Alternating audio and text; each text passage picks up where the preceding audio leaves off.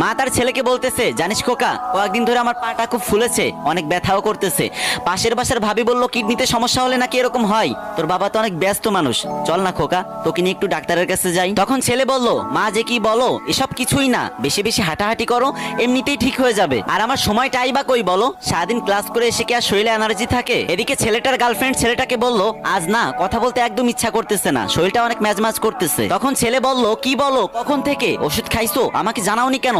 এক্ষুনি বের হও, আমি তোমাকে এখনই ডাক্তারের কাছে নিয়ে যাব। আর একদম দেরি করবে না কিন্তু, না হলে শরীরে জ্বর এসে যাবে। এদিকে শুক্রবারে মা ছেলেকে বলতেছে, আজকে তো তোর ছুটি, চল না বাজান, তোর নিয়ে একটু বাজারে যাই। প্রতিদিন বাজারের ব্যাগ টানতে টানতে আমার কোমরটা ব্যথা হয়ে গেছে, আজকে তুই আর আমি একসাথে বাজার করব। তখন ছেলে বলল, মা মাত্র একদিন ছুটি পেলাম, একটু শান্তিতেও থাকতে দিবা না? এদিকে ছেলেটার গার্লফ্রেন্ড ছেলেটাকে বলতেছে, ওই আমার কিছু জিনিসপত্র কিনা দরকার, তুমি একটু আসো তো। আর তুমি তো জানোই শপিং ব্যাগ ধরলে আমার হাতটা লাল হয়ে যায়। তখন ছেলে উত্তরে বলল, তুমি একদম চিন্তা করো